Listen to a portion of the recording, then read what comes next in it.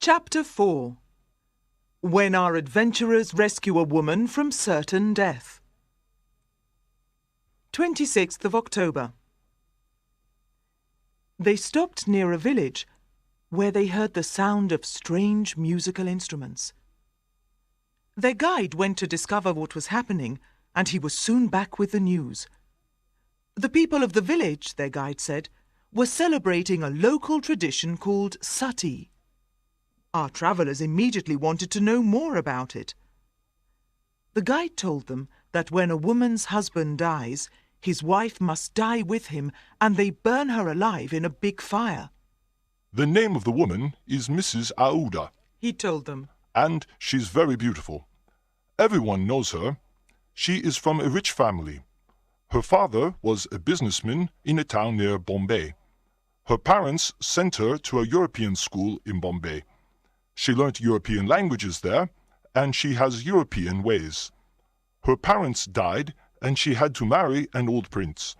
She became a widow after only 3 months. They are taking her to the pagoda tonight. They are going to burn her alive tomorrow at sunrise. My goodness, how terrible. Do such traditions still exist? Asked Phileas Fogg. He seemed surprised, but his voice sounded curious. Poor woman, Whispered Passepartout. We can still save her. Said Phileas Fogg. We are a few hours ahead of time. Yes, sir, if we save this woman, they'll try and kill us. Said their guide. I can only speak for myself, but I am prepared to take that risk. Replied Phileas Fogg. me too. Said Passepartout. When they arrived, they started to plan the rescue.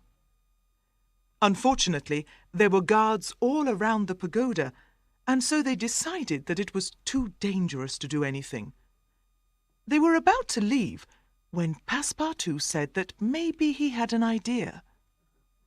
When the sun came up the next day, the crowd arrived to see the bonfire ready for the sacrifice.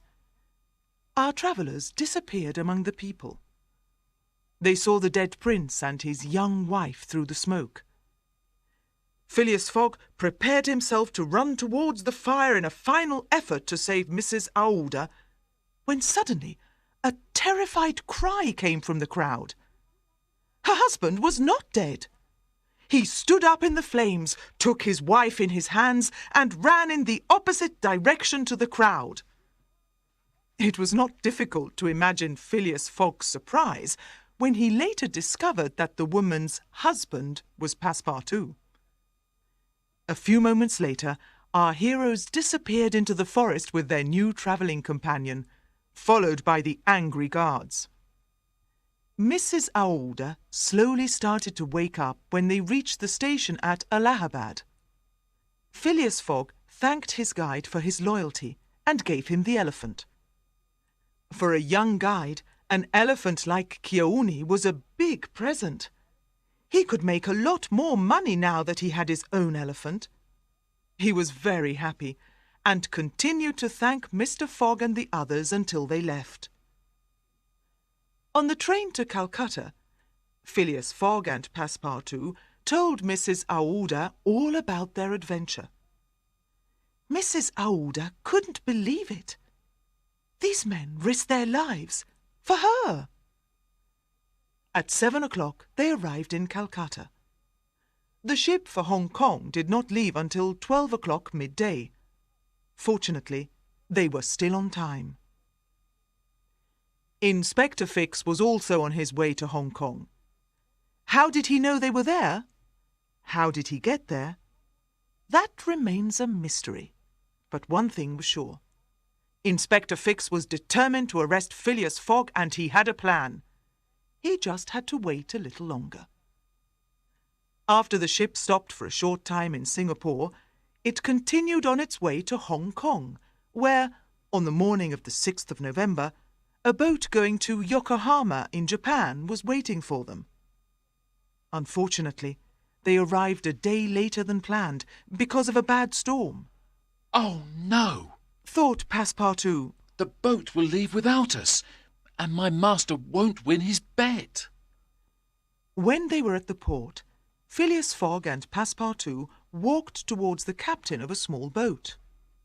When does the next boat to Yokohama leave? Fogg asked. Tomorrow morning. He replied. Didn't it leave this morning? No, they had to repair it, so it's not leaving until tomorrow.